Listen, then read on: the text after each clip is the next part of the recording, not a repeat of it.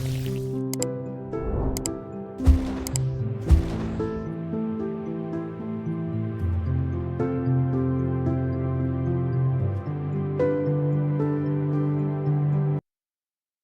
Welcome to happy heart 1111। आज मेरी ना किसी से बात हो रही थी और बातों-बातों में एक टॉपिक निकल के आया कि यार जो मेल्स और फीमेल्स होती हैं, उनकी प्रोडक्टिविटी में बहुत डिफरेंस होता है। मतलब मेल्स बहुत प्रोडक्टिव होते हैं फीमेल्स के कंपैरिज़न में, ऐसा उस व्यक्ति का कहना था। तो मैंने पहले थोड़ी देर उसकी बात सुनी, जैसे वो कुछ इस तरीके की दलीलें या इस तरीके के आर्ग्यूमेंट्स पेश कर रहे थे कि क्या होता है कि जो लड़के होते हैं वो जैसे-तैसे करके लगातार काम कर सकते हैं, मल्टीपल जगहों में जाके एक ही दिन में कई सारे काम कर सकते हैं। मतलब कि अगर कोई एक जॉब है जिसमें उसको अलग-अलग क्लाइंट्स के साथ डील करना है, अलग-अलग लोकेशंस में जाना है, तो वो फटाफट एक के बाद एक जा सकता है और ट्रैवल और कम्यूट करने में उसको कोई इश्यू नहीं होगा या कोई हेजिटेशन नहीं होगी और ज़्यादा स्टैमिना होने के कारण या ज़्यादा मेंटली एक्टिव या कह सकते हैं कि विलिंगनेस उनके अंदर ज़्यादा होती है, इसलिए वो जगह-जगह घूम के एक से दूसरी जगह जाके कई सारे काम कर सकते हैं या कई सारे क्लाइंट्स के साथ काम कर सकते हैं। इन कंपैरिज़न टू वुमेन, अगर उनको इस तरीके का काम करना पड़े जहाँ एक दिन में हो सकता है कि एक लड़का 10 क्लाइंट्स के साथ काम कर ले, वो लड़की उस हिसाब से सिर्फ़ 4 या 5 के साथ ही काम कर पाएगी, अलग-अलग जगह अपना 1-1, 2-2 घंटा देके। तो मैंने पूरी बात सुनी और मैंने फिर एक बात उनको बोली कि देखो, ऐसा है कि आप इस बात को नहीं कंसिडर कर रहे हो कि the biology of a man and a woman are different and the social responsibilities or the social expectations from a man and women are also different since ancient times. देखो, एक मैन या एक लड़की को शुरू से जब बड़ा किया जाता है, तो उसको सिर्फ़ दिमाग में ये बिठाई जाती है कि बेटा बस पैसे कमाना सीख और खूब पैसे छाप, और उसको बिस्तर तक भी अगर सारा खाना-पीना लाके देना पड़े, तो उसके माँ-बाप लाके देते हैं। उसका बेडशीट से लेकर, अंडरवियर से लेकर, कपड़े से लेकर सब कुछ उसको धो-धा के, सब कुछ साफ-सुथरा, जिसे कहते हैं ना स्पिक एंड स्पैन, और सब कुछ टिच बना के उसको देते हैं और उसको सिर्फ़ एक बात बोली जाती है कि तू बस पैसे कमा, कैसे भी करके अच्छी पढ़ाई कर, या जो तेरा मेन काम है वो है अपने आप को करियर में बिल्ड करना, करियर में प्रूव करना। वहीं ऑन द अदर हैंड एक फीमेल लड़की को जब हम बचपन से बड़े होते हुए देख रहे हैं, या बड़े होती है वो किसी एवरेज हाउसहोल्ड में, मिडल क्लास या maybe somewhere between middle class and upper middle class, तो उससे जो एक्सपेक्टेशन ये होती है कि career is secondary, but you should also be responsible for yourself and people who are living around you, and कुछ भी ऐसे जो एड हॉक ड्यूटीज़ या रिस्पॉन्सिबिलिटीज़ होती हैं फैमिली के अंदर या एक हाउसहोल्ड में, वो भी उसको एक्सपेक्टेड होता है कि वो सारी चीज़ें भी फुलफ़िल करे। एक लड़के को खाना खा के हो सकता है कि सीधा वो काम पे भाग सकता है। क्यों? क्योंकि उसको अपना खाने खाने के बाद झूठी थाली तक सिंक में नहीं रखनी है, उसको धोना तो दूर की बात है। और कभी अगर वो अपने और जो पर्सनल रिस्पॉन्सिबिलिटीज़ है, जैसे कि कपड़े ना धोना या धो पाना, या अपने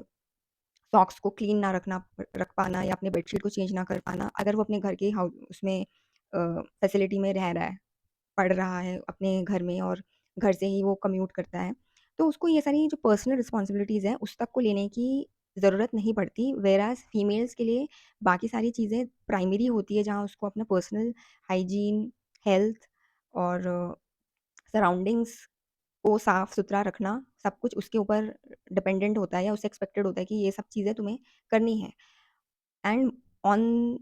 लाइक उसके ऊपर ये भी एक्सपेक्ट किया जाता है कि वो फैमिली में जैसे अगर कोई गेस्ट आ गए तो वो उनको चाय बना के दे दे, या कुछ बर्तन अगर पड़े हैं और कोई नहीं कर रहा है उसको क्लीन, तो वो कर दे। तो ऐसे बहुत सारे छोटे-मोटे चीज़ें उससे एक्सपेक्टेड होती हैं, जो कि उसका टाइम, एनर्जी दोनों को ही कंज़्यूम करते हैं। हालाँकि इस चीज़ को सोसाइटी में ज़्यादा इम्पोर्टेंट नहीं माना गया है, क्योंकि उनको लगता है कि ये कोई बर्तन धोना, कपड़े धोना, घर में डस्टिंग करना, कोई स्टॉक खत्म हो गया तो खरीद के लाके उसे रिफ़िल करना, या कोई भी चीज़ है जैसे घर की और भी जो छोटी-बड़ी रिस्पॉन्सिबिलिटीज़ होती हैं, ये करना कोई बहुत बड़ी बात नहीं होती, क्योंकि वो ईंट-पत्थर नहीं तोड़ रही है। बट ये सब करने में उसका टाइम और एनर्जी जाता है, और इसमें हिपोक्रेसी भी है सोसाइटी की कि वो वैसे तो सोसाइटी में बोलते हैं कि a man is more stronger physically in comparison to woman, but woman से आप डबल काम कराना चाहते हैं। और इसका बहुत अच्छा एग्ज़ाम्पल ये है कि जब शादियों के लिए रिश्ते देखे जाते हैं, तो सब आजकल वर्किंग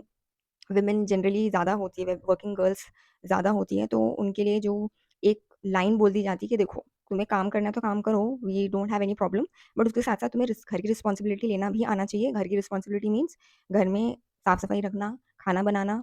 और सबके लिए टाइम निकालना, और कोई गेस्ट आ जाते हैं तो उनके लिए भी टाइम निकालना, और बाकी भी जो तुम्हारी रिस्पॉन्सिबिलिटीज़ है अपनी फैमिली से रिलेटेड, फैमिली को आगे बढ़ाना, चाइल्ड कंसीव करना, 9 मंथ उसको अच्छे से अपने वूम में ग्रो करना, एक हेल्दी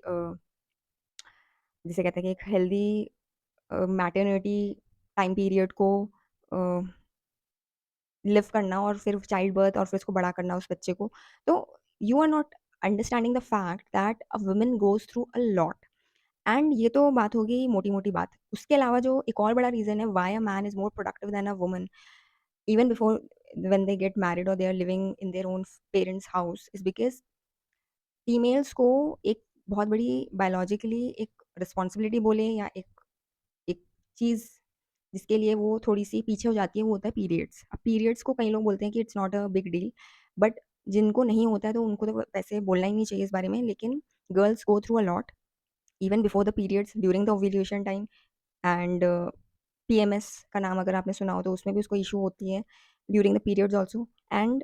सो ऑन। आप बोले तो पूरे महीने भर में उसको कुछ ना कुछ चेंजेस उसके बॉडी में होते रहते हैं, ताकि वो एक जो बायोलॉजिकल फिनोमेना है उसके बॉडी में ढंग से हो सके, और उसके कारण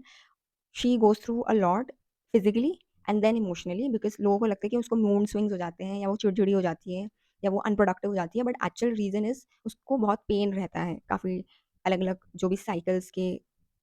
अ, टाइम पीरियड है उसके दौरान, ओव्यूलेशन के टाइम में भी कई लोगों को पेन होता है, कई लोगों को प्री मेंस्ट्रुअल सिंड्रोम होता है, कई लोगों को पीरियड्स के दौरान बहुत एक्सेसिव पेन होता है जिसके कारण उनको इंजेक्शन तक लेना पड़ता है। तो it's not like you can't ignore the facts. तो जब आप ये कंपैरिज़न करें ना, तो आप ये भी समझिए कि सोशली और बायोलॉजिकली कितना डिफरेंट है, एनवायरनमेंट है, या जो कंडीशनिंग है, या एक्सपेक्टेशंस हैं for a man and a woman, so you can not compare, but you should understand that if you want a man and woman both to be productive at the same pace, at the same intensity और same major, तो उसके लिए ज़रूरी ये है कि आप फिर दोनों को वो सारी प्रिविलेजेस भी दो जो कि एक मैन को मिलती है, वो वुमन को भी मिले, कि वो घर में आए, काम करे, या अपनी पढ़ाई करे, या जो भी करे बस उसी को करे, और बाकी सारी चीज़ें उसको करी कराई मिल जाए। अब यहाँ कुछ लोग आके बोलेंगे कि नहीं भई, हम तो अपने घर के काम भी करते हैं लड़के होकर भी, बट तुम्हारा परसेंटेज बहुत कम है, मेजॉरिटी लड़के वो हैं जो घर में नवाबज़ादों की तरह बड़े हुए होते हैं, और उनको सिर्फ़ एक बात बोली जाती है, भई कुछ भी करो, पैसा कमाना सीख जाओ, पढ़ाई में ध्यान दो, बाकी सारा कुछ तुम्हें करा कराया मिलेगा। ऑन द कॉन्ट्रेरी, विमेन या एक गर्ल को शुरू से ही उसको प्रेशराइज़ किया जाता है कि तुम्हारा मेन रोल है as a giver, as a care giver, as a नर्चरर, and you should put others first before your own personal goals और करियर गोल्स। तो उसके कारण वो काफ़ी सप्रेस्ड और काफ़ी अंडर प्रिविलेज्ड फील करती है, और उसके उसको अगर आप देखेंगे इस पर्सपेक्टिव से, तो woman is putting more effort than a man, because man is only working in the professional sphere, and but a woman or a girl is working on both the sphere, or somewhat she's trying to juggle, और उसके अपने biological कुछ conditions भी हैं जो कि main के case में नहीं है। Now for example, men can pee anywhere in the roads, but for women it is not the case, right? It's not even in the question that she would relieve herself if she wants to urinate. She has to go to some like proper washroom to relieve herself, right? Or women cannot just go on on a field work or in some kind of a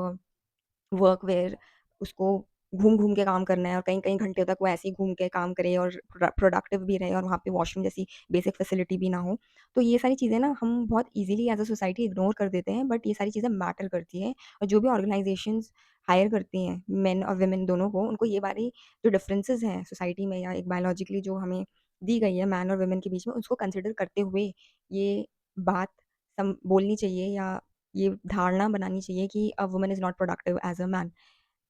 There are some reasons for it, like valid reasons for it. So I hope you got the point. Thank you.